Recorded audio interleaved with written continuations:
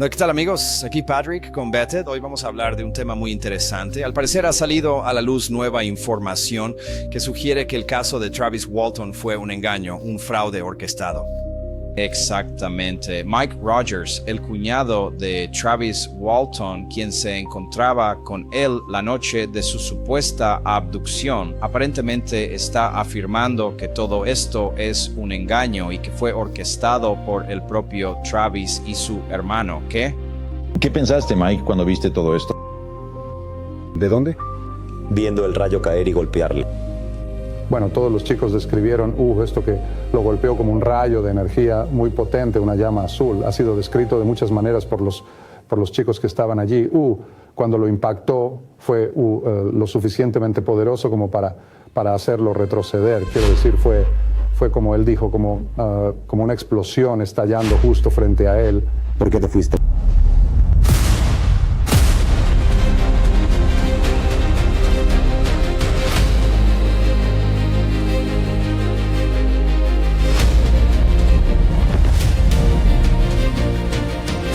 Bueno, amigos, por favor, denle a me gusta, eso ayuda mucho a los videos y, por supuesto, si aún no están suscritos, denle al botón de suscribirse. Muy bien. Queridos apostadores, ¿de qué vamos a hablar en el video de hoy? Pues aparentemente ha habido una actualización bastante masiva, potencialmente, dependiendo de cómo se mire, claro. Han surgido algunas acusaciones bastante impactantes en contra de Travis Walton, ¿verdad? Sí, me refiero al famoso caso de abducción ovni de Travis Walton. Y tengo todas las noticias, así que uno de los testigos que estaba allí presente, pausa cuando todo esto sucedió, se ha presentado con una revelación verdaderamente explosiva sobre Travis Walton y también sobre Mike Rogers. Ahora bien, antes de que entremos de lleno en esta impactante noticia sobre Travis Walton y su famoso caso de abducción, aquí les ofrezco un breve y necesario recordatorio de su historia.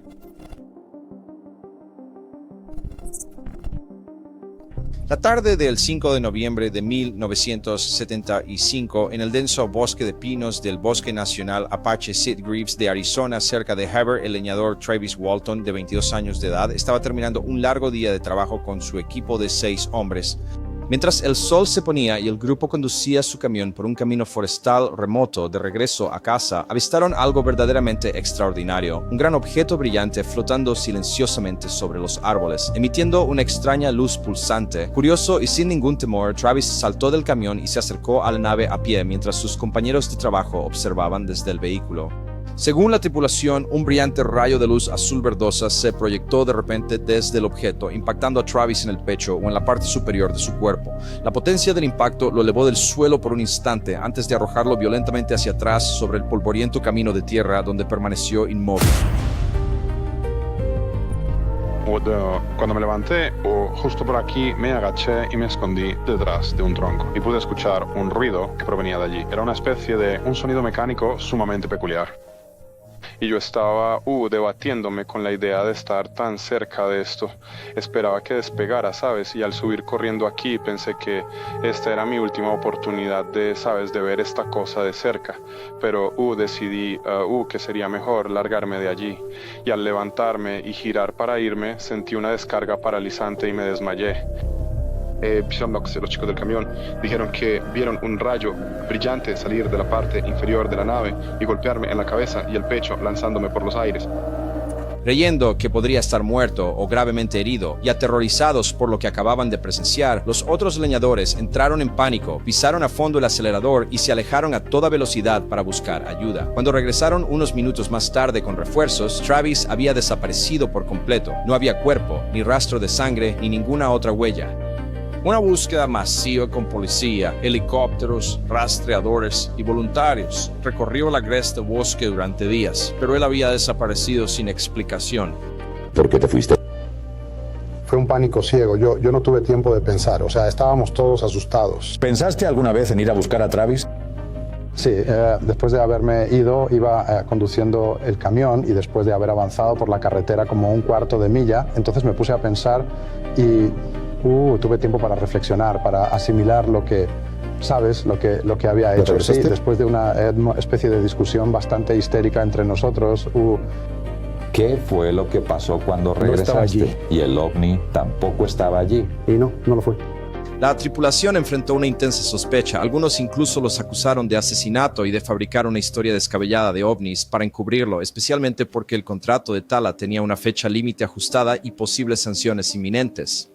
5 días y 6 horas más tarde, la noche del 10 de noviembre, Travis reapareció desorientado, deshidratado y aturdido. Llamó a su hermana desde un teléfono público en un pueblo cercano, afirmando que había sido llevado a bordo de una nave extraterrestre. Durante sesiones posteriores de hipnosis y entrevistas, él describió haberse despertado dentro de una habitación metálica y curvada, con un sabor metálico y amargo en su boca. Se encontró con pequeños seres humanoides de tono grisáceo, con ojos grandes y una piel suave como malvavisco, quienes lo examinaron en completo silencio. Presa del pánico, se defendió, agarrando un objeto extraño que parecía ser un casco o alguna herramienta. Finalmente fue llevado a otra área donde vio una figura más alta, más parecida a un humano, vestida con un traje antes de ser devuelto, dejado en una carretera a unas 15 o 20 millas del lugar original. Cuando sus compañeros regresaron al lugar de los hechos, no encontraron ni rastro de Travis. Él sostiene que sufrió un desmayo y despertó posteriormente en el interior de una habitación completamente desconocida. Yo no recuperé el conocimiento muy rápidamente. Estaba muy aturdido y con un dolor realmente intenso. Pero cuando finalmente pude enfocar mis ojos, vi a estas criaturas de pie sobre mí, lo que me asustó inmediatamente. Estaba bastante histérica, les gritaba todo tipo de cosas. Ellos se acercaron a mí y yo agarré algo de la mesa y los ataqué y se detuvieron. Solo extendieron sus manos así hacia mí y luego se dieron la vuelta y salieron de la habitación. Tenía miedo de que regresaran, así que iba a intentar buscar una forma de salir de allí. Supongo que de alguna manera asumí que yo seguía, ¿sabes? O que la nave aún estaba aquí mismo en el bosque, pero fui a buscar una salida. Yo entré en otra habitación y yo estaba, y mientras buscábamos una forma de salir, entró otro ser y esta era una persona con una apariencia muy humana. Él me sacó de esta nave que parecía estar estacionada dentro de lo que era un edificio mucho más grande o quizás una nave de proporciones aún mayores. Él simplemente me llevó directamente de allí, por un pasillo, hasta una habitación donde se encontraban otras personas que se parecían a él. Me pusieron esta mascarilla en la cara. Era como una especie de mascarilla de oxígeno, pero no tenía ninguna manguera conectada a ella. Me la colocaron sobre el rostro y eso fue lo último que recuerdo. Simplemente me desmayé. Travis Walton dice que el incidente terminó 4 días después, cuando se encontró tirado al lado de una carretera no muy lejos. El caso destaca porque los 7 hombres, incluido Travis, según los informes, aprobaron los exámenes de polígrafo sobre sus relatos del avistamiento y los eventos. De hecho, sí vieron algo que ellos creyeron que era un ovni, y eso es precisamente lo que el polígrafo demostró, que en efecto vieron algo. No determina que en realidad hubiera un ovni, determinó únicamente que vieron algo que ellos creyeron que era un ovni. Gilson dijo que 5 de las 6 pruebas probaron de manera concluyente que los hombres decían la verdad, la sexta no fue concluyente. Inspiró la película de 1993, titulada Fuego en el Cielo, la cual dramatizó de forma impactante la experiencia de su abducción. Hasta el día de hoy, la historia de Travis Walton sigue siendo una de las más famosas y acaloradamente debatidas en toda la historia de los ovnis, con sus partidarios destacando la presencia de múltiples testigos y un testimonio sumamente consistente. Él estaba en una especie de nave de algún tipo y tuvo contacto con seres de 2 clases diferentes, o sea, dos tipos distintos de personas, y eran muy parecidos a los seres humanos. ¿Pero podían hablarle? Ellos no emitieron ningún tipo de habla, ni tampoco hubo contacto, ya fuera físico o mental. Ellos no, absolutamente ninguna conversación de ningún tipo. Aunque los escépticos señalan posibles motivos, inconsistencias o explicaciones alternativas de lo que realmente ocurrió esa noche de noviembre de 1975. Sabes, hay algunas personas en este pueblo que no creen tu historia. Pero no tienen el valor de decírmelo a la cara. ¿Qué respondes a eso? Yo quiero que me crean porque está en juego mi reputación y son las actitudes de la gente hacia mí a lo largo de mi vida. Cuando lo golpeó esa cosa, pues salimos de allí a toda prisa subiendo por la carretera que va hacia aquí. La cuestión es, ¿por qué te fuiste? Creo que si hubieras estado aquí presente tú lo sabrías perfectamente. Nos fuimos de allí porque la situación era simplemente fue algo tan que pasara, ¿sabes? No sé cómo explicarlo. Fue simplemente muy aterrador y ver a Travis ser derribado así fue por algo que nunca habíamos visto antes. y supongo que es el miedo a lo desconocido. Y esa es, una vez más, la historia. Que lo creas o no, eso ya es enteramente tu asunto. Lo que ellos vieron en este claro fue, para ellos, un ovni. Muy bien, ahora que ya estamos al día con la historia de Travis y antes de que pasemos a esta impactante actualización, necesito mantener los micrófonos encendidos para todos ustedes. Así que permítanme presentarles al patrocinador oficial del video de hoy, ProtonMail. Permítanme hacerles una pregunta por un breve momento. Muchos proveedores de correo electrónico de las grandes empresas tecnológicas dicen que su servicio es gratuito, pero ¿es realmente gratis? Porque en la mayoría de los casos no estás pagando con dinero. Estás pagando con tus datos, tus correos electrónicos, tu comportamiento, las cosas en las que haces clic, las cosas a las que te suscribes. Todo eso puede ser recopilado, analizado y a veces incluso monetizado. Y si lo piensas bien, el correo electrónico es una de las partes más personales de toda tu vida digital. Es el lugar donde se encuentran tus accesos bancarios, tus conversaciones más privadas, los mensajes del trabajo, tus recibos, absolutamente todo. Entonces, la verdadera pregunta que surge es, ¿qué pasaría si tu correo electrónico pudiera ser realmente privado? Y ahí es precisamente donde entra en juego ProtonMail. ProtonMail fue diseñado pensando en la privacidad desde sus cimientos, con un cifrado de extremo a extremo que mantiene tus mensajes completamente seguros, de tal forma que ni siquiera la propia Proton puede leerlos. También obtienes potentes filtros de spam para mantener tu bandeja de entrada limpia. Y no hay anuncios, ni ningún tipo de rastreo, ni empresas escaneando tus correos. Es solo correo electrónico. Sencillo, privado y verdaderamente tuyo. Si la posesión de tu privacidad digital te importa, aunque sea un poco o incluso mínimamente, ProtonMail es, sin lugar a dudas, algo que merece la pena explorar y conocer. Puedes empezar de forma completamente gratuita y utilizar mi enlace personal proton.me en este mismo instante. También lo pueden encontrar en la descripción que está aquí abajo. Muy bien, entonces pasemos a esta impactante actualización. Ahora, había muchísimas personas allí con Travis Walton justo cuando fue abducido, ¿de acuerdo? Repasemos a todo el equipo completo que estuvo presente esa noche. Tenemos a Alan Dales, Kenneth Peterson, Mike Rogers, Dwayne Smith y John Goulet. Y por supuesto, Travis Walton y un nombre más, Steve Pierce.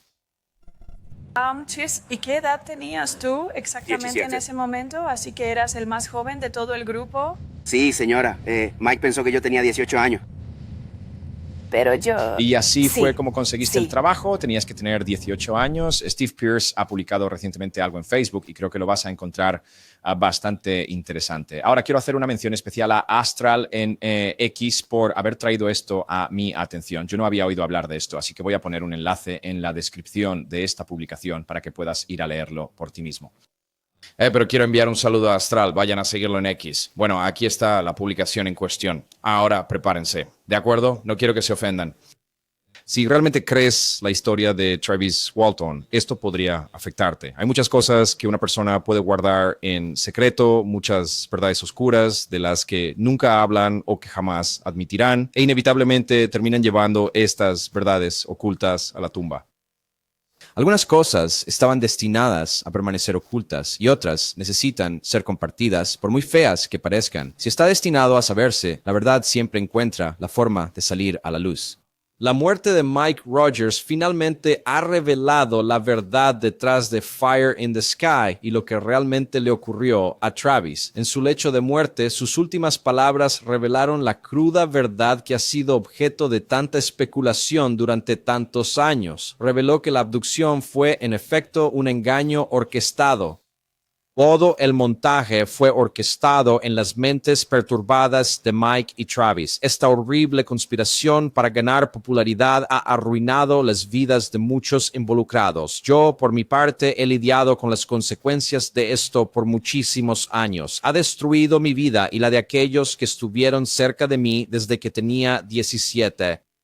He convivido con el horror de lo que presencié esa noche en el bosque. Me ha atormentado en cada aspecto de mi vida. He vivido con el caos turbulento cada día. Toda mi vida ha girado en torno a Fire in the Sky y que finalmente se validara que todo fue una farsa me ha sumido en la más absoluta devastación. ¿Cómo se atreven Mike y Travis a vivir con este secreto durante todos estos años, sabiendo el daño que ha causado en las vidas de los involucrados, sin mencionar al público?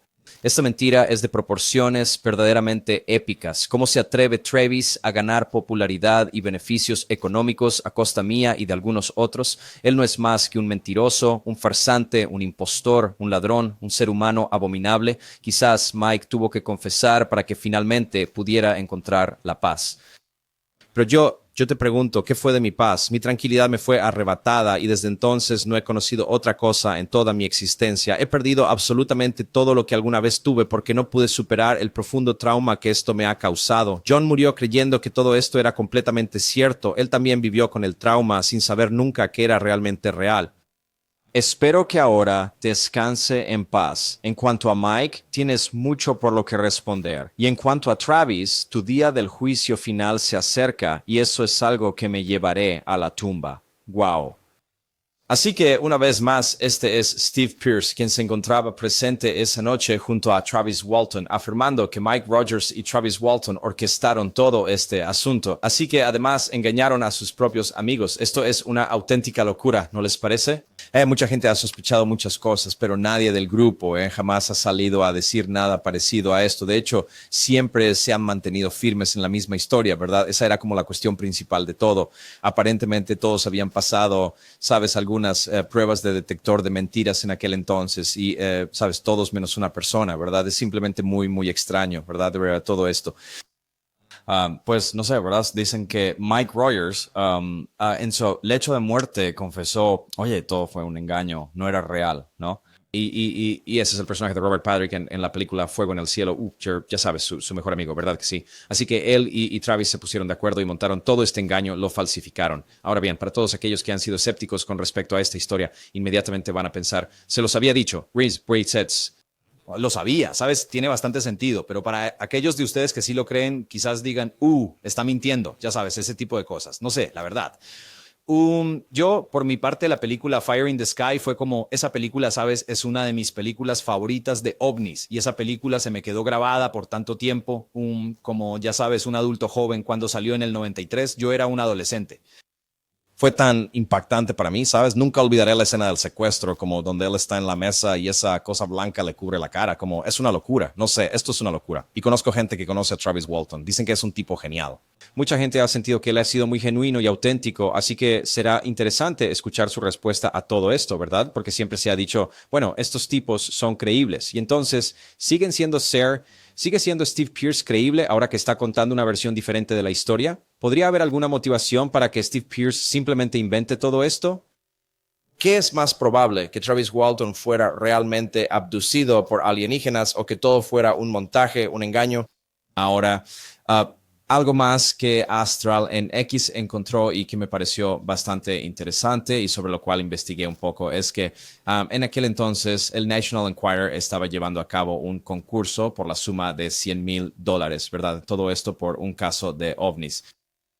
Y hay quienes dicen que Travis y Mike estaban intentando conseguir ese dinero, ¿no? Así que escenificaron este supuesto secuestro ovni y, ¿sabes? Su único objetivo era conseguir ese dinero. La gente suele decir, bueno, eso es una completa locura. Ellos jamás se involucrarían en algo de esa índole, pero sí lo hicieron. Y, de hecho, sí recibieron dinero del National Enquirer. Ahora bien, no eran los $100,000. Se llevaron $5,000 del National Enquirer por esa historia. No pudieron pasar las pruebas del detector de mentiras. Así que, por lo que parece, hicieron varias pruebas del detector de mentiras. Y esta en particular, la que hicieron para el National Enquirer, no lograron pasarla y aún así recibieron esos $5,000. De ese dinero, Travis Walton se llevó $2,500 y el resto del equipo se repartió los otros $2,500 porque, como bien sabes, Travis Walton fue el que realmente fue abducido. El National Enquirer ha tenido desde hace mucho tiempo interés en los ovnis y en la venta de periódicos. Le pidieron a Walton que se sometiera a una prueba de detector de mentiras y contrataron los servicios de Jack McCarthy. Recibí una llamada en mi casa, una llamada en la que me pedían que fuera al Hotel Sheraton en Scottsdale y además que no le dijera absolutamente a nadie a dónde me dirigía, punto final. Bueno, como es natural, pensé.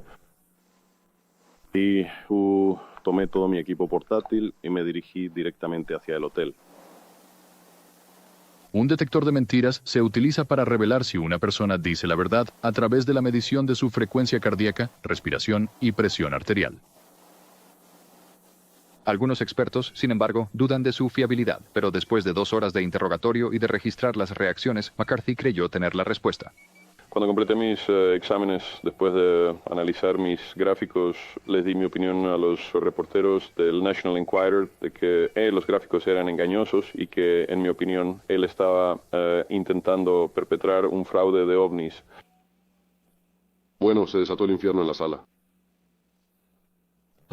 Pensé que su hermano Dwayne me iba a tirar del balcón. Estaba furioso como un toro, diciendo que su hermano no mentiría, y sus gráficos eran muy, muy claros, obviamente engañosos. Antes de llevar a cabo el examen a los periodistas del National Enquirer, olvidé mencionar este detalle. Me preguntaron si tendría alguna objeción, con antelación, a que se tomaran fotografías de mis gráficos, del equipo y de mí mismo una vez finalizado el examen. Yo les dije, no hay ningún problema. Pues bien, después de que expresé mi opinión, las fotos, fueron olvidadas por completo. Ya no mostraban el menor interés en las fotografías. Pero lo que hicieron fue, se dirigieron a una habitación contigua y prepararon un pequeño formulario para que yo lo firmara. Me solicitaron que firmara, con el propósito de que yo no revelaría el lugar donde había estado ese día, que no mencionaría absolutamente nada sobre este examen y así sucesivamente. Travis Walton argumenta que falló la prueba porque estaba excesivamente nervioso como resultado de su reciente encuentro cercano con alienígenas. A pesar de que él afirmaba estar excesivamente nervioso, sus reacciones registradas en el gráfico U constituyen por sí mismas una refutación clara a esa aseveración. Él no estaba excesivamente nervioso en absoluto. Sus reacciones fueron completamente normales. Fueron, de hecho, muy engañosas y, en mi opinión personal, él estaba mintiendo y no realizó ningún viaje en OVNI. A pesar de la controversia, el National Enquirer otorgó a los trabajadores forestales el premio al encuentro OVNI del año, con cheques por un valor total de $5,000. Y lo interesante es, adivina quién no aparece en la foto, Steve Pierce, así que no lo sé. Interprétalo como quieras, saca tus propias conclusiones al respecto. Quizás simplemente no quiso formar parte de aquello. Era solo un niño en ese momento, así que tal vez, ya sabes, no le permitieron participar en absoluto. No lo sé. Quizás él sospechó algo en ese periodo de tiempo. No sé. La verdad, esto es muy interesante. Bueno, lo que también resulta bastante interesante es que esta no es la primera vez que Mike Rogers ha salido públicamente a decir que todo esto fue un engaño. Después de hacer una investigación sobre este video, me quedé pensando, ¿pero qué es esto? Hace unos años salió a la luz una llamada telefónica completa, supuestamente de Mike Rogers, hablando con un cineasta y revelando información confidencial. Se hizo pública. Escucha esto. Todo lo que puedo recordar, Pause, así como Pause, es que Pause estábamos conversando en el bosque un día, Travis y yo. Y yo recuerdo haber dejado una motosierra sobre un tocón, ¿de acuerdo? Él tenía una sierra, la suya se la llevó consigo porque estábamos hablando de cómo crear una especie de farsa de ovnis, ¿sabes? Yo no sé realmente cómo ese ovni llegó hasta allí, ¿me entiendes? Pero lo que sí recuerdo es que cuando estaba conduciendo el camión y él saltó, fue todo deliberado, fue todo un montaje, ¿ok? Y él corrió hacia allá y había algo sobre el ovni que no era real, aunque parecía real. Bueno, entonces, básicamente, lo que me estás queriendo dar a entender con todo esto que me dices es que tú y Travis están juntos. Lo falsificó. Sí, quiero decir, el hermano de Travis, Dwayne, lo ayudó. Yo, de hecho, yo creo eso.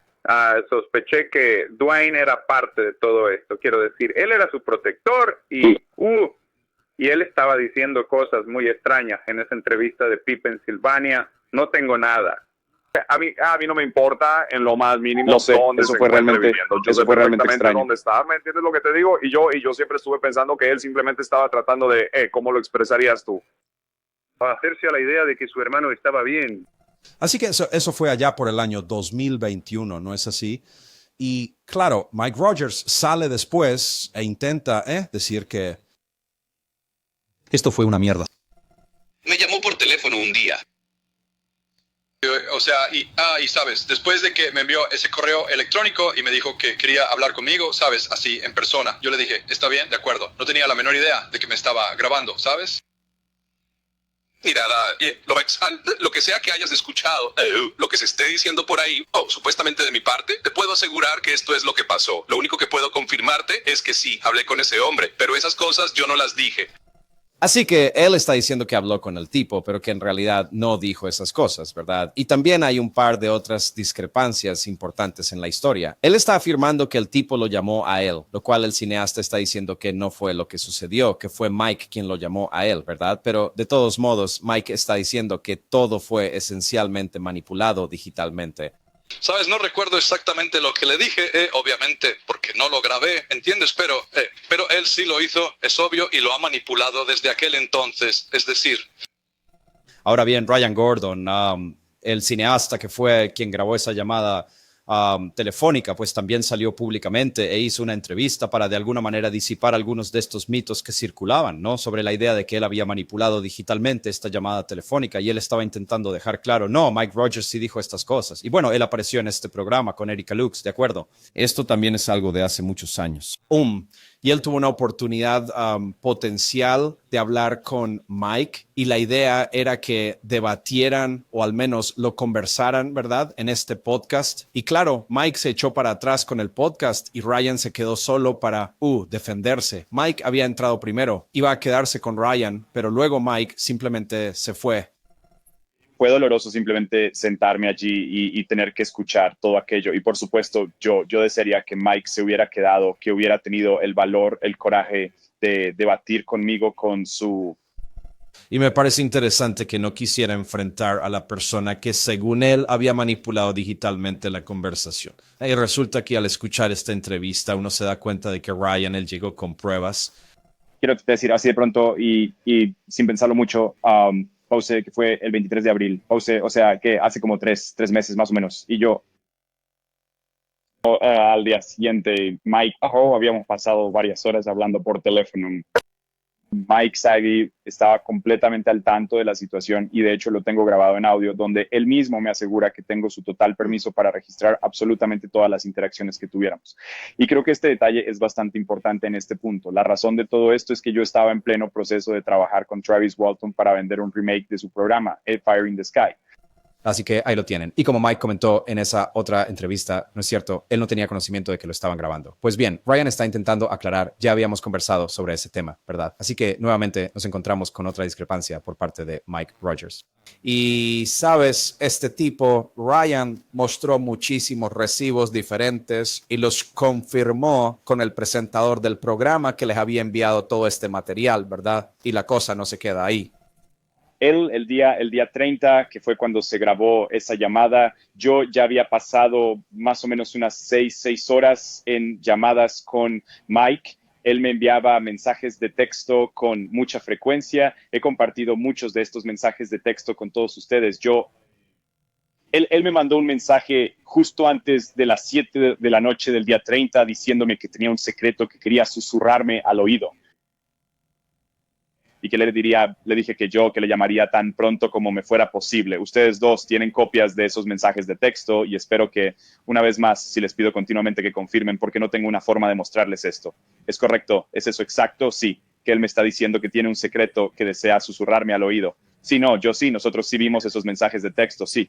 Así que le envía un mensaje a Ryan y le dice, oye, tengo un secreto que susurrarte, o como fuera la frase, ¿verdad? Un secreto que contarle a Ryan, no. Y luego termina llamándolo porque se impacienta, ¿qué?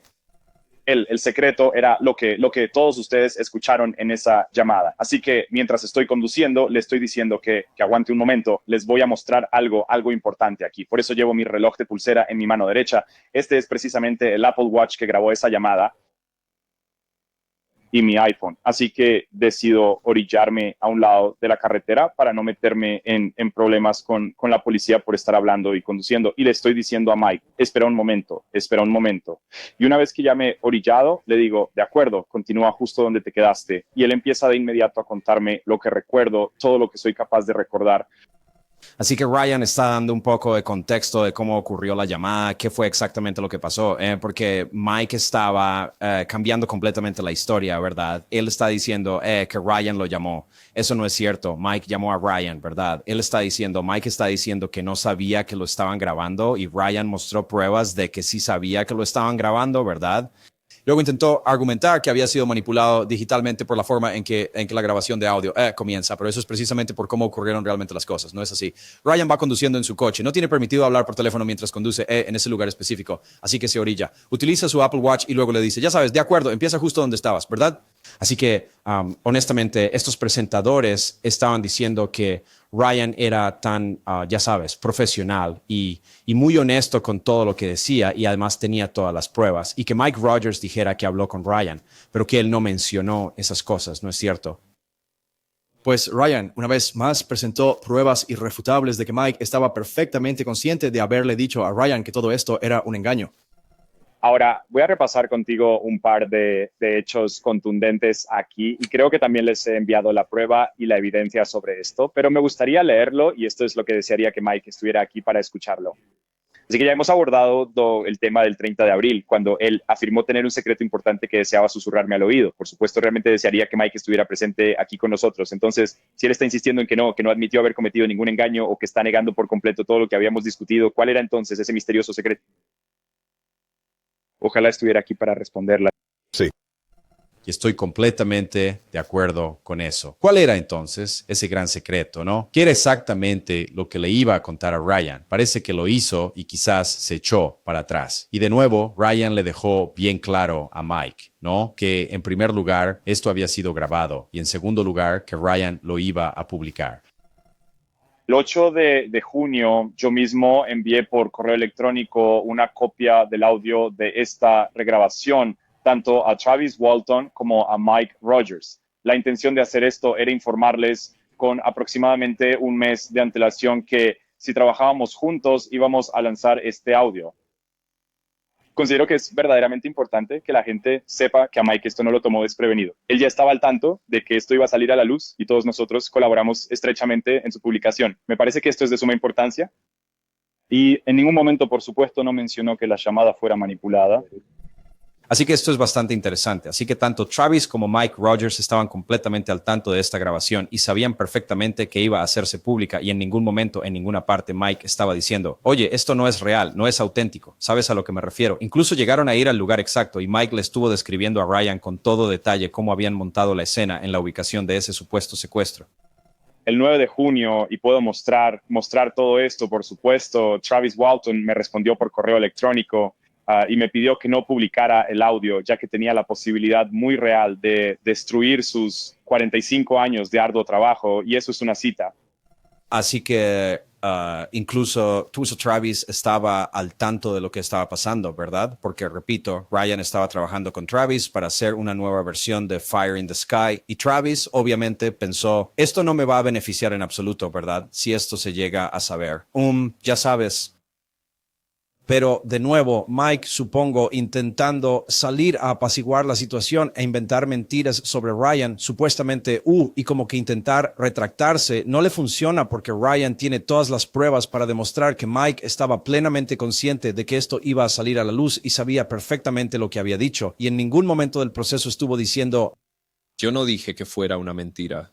Eso no es verdad. Tú sabes, él estaba plenamente consciente de la situación y Travis también lo estaba. Y tú sabes, en este mismo podcast, Mike cambia la versión de su historia, la que ha estado contando exactamente la misma durante 45 largos años y Ryan se percató de ello. Solo sobre esta entrevista que acaban de hacer con él por primera vez, le oí decir que ni siquiera vio el ovni. Eso es una enorme divergencia de lo que ha dicho en los últimos 45 años. Lo describe como hermoso y todas esas cosas. Eso fue interesante. También hizo un comentario interesante que sentía que algo iba a pasar, por eso se fue. Y aquí está el clip del que Ryan está hablando. Travis estaba allí, de pie, con las manos metidas en los bolsillos y se había agachado. Y a él entonces se puso de pie y en ese preciso momento yo no pude ver realmente qué fue lo que lo golpeó, de acuerdo. Yo sentía una gran expectación, una profunda ansiedad que se iba acumulando en mi interior. Yo simplemente presentía que algo iba a ocurrir, por lo que me di la vuelta y puse en marcha el camión de nuevo y solté el freno de emergencia. Así que la discrepancia es que supuestamente Mike ha estado diciendo todo este tiempo que vio la nave y otras cosas y luego cambia su versión a que en realidad nunca vio nada y se fue porque tuvo una sensación. Pero eso no fue lo que pasó en absoluto, ¿verdad? Cambió por completo su historia. Ahora, Mike es mayor, ¿verdad? ¿Será que es solo una especie de confusión mental debido a su edad? No lo sé. Pero no es la primera vez que sale a la luz que todo esto fue un engaño. Y para serte sincero, yo no sabía nada de todo esto. Esta es la primera vez que me estoy enterando de todo esto. Pero al parecer, una vez más, Mike Rogers en su lecho de muerte volvió a confesar y admitió que todo era cierto, ¿no es así? Que él había orquestado este engaño. Ahora, quizás se estén preguntando de dónde salió eso. Steve Pierce hizo esa publicación y ¿saben cuál fue el origen de esto? Bueno, la hija de Mike Rogers había hecho una publicación en Facebook en febrero cuando Mike Rogers falleció. Y para serte completamente honesto, hay muchísimas más banderas rojas que estas, ¿sabes? Porque Mike Rogers también reconoció haber montado muchos otros engaños. Así que entremos en materia. Un saludo a Paranormal en X por publicar esto y destacar algunos de los puntos clave y otros puntos importantes que encontré y que vamos a analizar. Esto es de Michelle Detrus, quien es la hija de Mike Rogers. El viernes 6 de febrero, mi padre falleció. Celebramos su funeral el pasado sábado 28 de febrero del año 2026 en Snowflake, Arizona. Su nombre era Michael Howard Rogers. Era más conocido por su papel como capitán de la tripulación en la película Fire in the Sky y por supuesto por su papel en esa historia de ovnis. Y ella continuó diciendo, mi padre deseaba confesar varios engaños que llevó a cabo a partir de noviembre de 1975. Sí, ese famoso incidente del ovni. Una de las historias de ovnis más famosas y conocidas en todo el mundo resultó ser un engaño. Uno de sus últimos engaños más conocidos incluye lo que se llamó las luces de Phoenix en marzo de 1997, lo cual me explicó con muchísimo detalle, incluyendo cómo y con qué materiales creó el ovni en un gran rancho al norte de Prescott, Arizona, la propiedad que pertenecía a un amigo suyo llamado Buford Bell, quien ya falleció hace bastante tiempo. Así que supongo que también confesó haber falsificado las luces de Phoenix. Tengo que admitir, esto es definitivamente un poco extraño aquí, y la cosa no se detiene ahí. Cuando le pregunté por qué no confesó nada de esto él mismo, dijo que era porque está aterrorizado de ir a la cárcel o prisión, más específicamente por el engaño de las luces de Phoenix, porque los militares se involucraron para investigar lo que definitivamente fue visto como una amenaza potencial para millones de personas. Él dijo que no tenía la intención de hacer volar su ovni sobre la enorme ciudad de Phoenix, que su ruta planeada pasaba por encima de pequeños pueblos donde con toda seguridad sería notado por algunas personas que viven en el campo. ¿Qué? Volar su ovni. O sea, esto no suena, ¿sabes? Como un hombre que tiene la cabeza en su sitio, que lo tiene todo en orden, ¿verdad? En cualquier caso, el objetivo de esta publicación es confesar en nombre de mi padre por todas las farsas y engaños que llevó a cabo por todo el mundo desde noviembre de 1975 hasta al menos marzo de 1997. Esto incluye varios círculos de cultivos en Inglaterra, empezando con un intrincado diseño de copo de nieve en 1994. Así que él también afirma haber falsificado algunos círculos de cultivos en Inglaterra en 1994, que, de nuevo, esto no suena nada bien. Él quería que yo confesara y pidiera disculpas al mundo entero por todos sus engaños. Bueno, eso es bastante interesante. Ahora quizás estén pensando, bueno, Patrick, es evidente que él no estaba en su sano juicio, así que cuando dijo que los casos Walton eran un engaño, simplemente no estaba pensando con claridad, pero él ha tenido razón durante todo este tiempo. Bueno, quizás no sea así. Quizás si no puedes confiar en lo que él dice sobre el engaño, pues entonces deberías simplemente descartar eso, lo que está diciendo sobre los engaños. Entonces quizás deberías descartar lo que dijo sobre esa noche también, ¿no? Funciona en ambos sentidos. Así que me hace pensar, no sé qué está pasando, ¿no? Fue Mike Rogers alguna vez un testigo fiable, ¿verdad? Cambió su historia. Hace unos años parecía estar completamente en su sano juicio, ¿no? Pero quizás todo esto fue una especie de estrategia para desestimar los otros engaños, porque si empieza a admitir que todo es una farsa, entonces uno simplemente dice, bueno, está completamente loco, ¿verdad? Pero quién sabe. Y está en su lecho de muerte, pero la gente se toma muy en serio las confesiones que se hacen en el lecho de muerte. Eso se utiliza constantemente en esta comunidad. De hecho, la gente dice que las confesiones de moribundos son las mejores porque están al final de su vida, ¿qué tienen que perder, verdad? Pero luego desestiman una confesión en el lecho de muerte que no les gusta realmente, ¿verdad? Así que sí, eso me parece bastante interesante, la verdad. Quiero decir, cuando Astral publicó esto en Twitter, hasta Chris Ramsey salió y dijo, fíjate, sí, pero él también confesó esto, ¿sabes? Sí, pero Chris Ramsey también ha dicho en Área 52 que las confesiones en el lecho de muerte son como las más fiables. Las confesiones en el lecho de muerte son, sí, para mí, esa es la evidencia más contundente que hay. Por supuesto. Estás aliviando tus cargas, estás aliviando tu mente, no te preocupas por ninguna repercusión porque es la confesión más fidedigna que existe. Es lo más creíble, ¿sabes? A menos que estés completamente delirando. Para mí, es lo más auténtico que jamás puedas escuchar de otro ser humano. Punto. Es cuando estás a punto de abandonar este planeta. ¿Con qué quieres? ¿Con qué quieres irte de este planeta? De acuerdo. De acuerdo. Mentiras, una broma, una farsa, un engaño, el encubrimiento de alguien, alguna presión psicológica. Es muy extraño dejar a alguien con eso, pero dejarlos con esa historia. Sí. Y sí. Es como, bueno, eso suena a locura, pero la gente dice todo tipo de locuras. No sé qué tan más loco es creer que una nave voló sobre las luces de Phoenix que un tipo diga que lo hizo con un ovni. ¿Por qué sería eso más descabellado, no? Es decir, creo que todo es una locura, pero solo estoy diciendo, es que distinguir entre lo que es loco dentro de la comunidad ovni ya es una locura en sí misma, si me preguntas, ¿no crees? Quizás este tipo sí tiene un ovni de verdad, ¿no? La gente dice que vuela en ovnis todo el tiempo y la gente se cree esas historias. La gente dice, por ejemplo, que Travis Walton fue abducido por alienígenas. ¿Por qué sería eso menos descabellado, no crees? Es que al final de cuentas lo que realmente necesitamos es evidencia y no hemos tenido absolutamente ninguna evidencia en el caso de Travis Walton y para ser justos tampoco hay ninguna evidencia que demuestre que Mike Rogers orquestó todo esto o que Travis Walton lo haya inventado, ¿verdad? Solo tenemos confesiones, solo tenemos historias como siempre, entonces ¿en qué quedamos?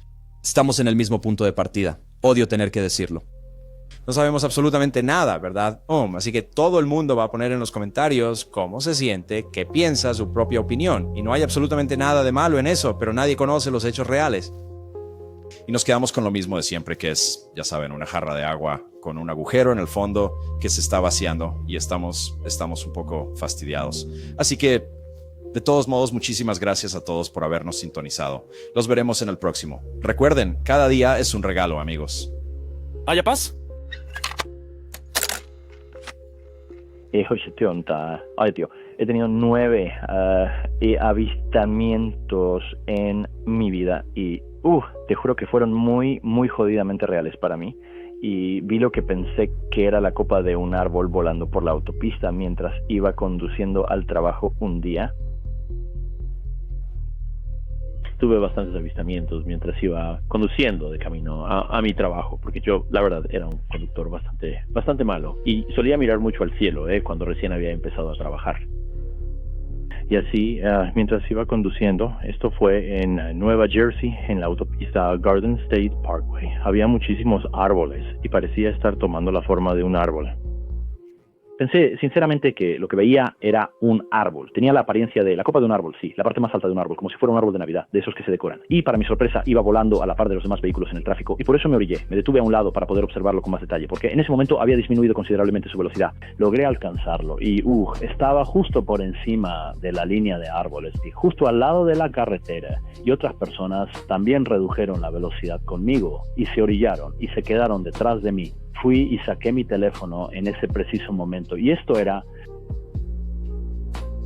hace muchísimo tiempo, quizás unos 20 años atrás. Y yo tenía un teléfono plegable, viejísimo, de esos de antes. Y lo abrí para tomar una foto. Y cuando levanté la vista, era solo un puntito en el cielo. Joder, estaba allí y de repente ya no estaba. Esa fue una de esas experiencias.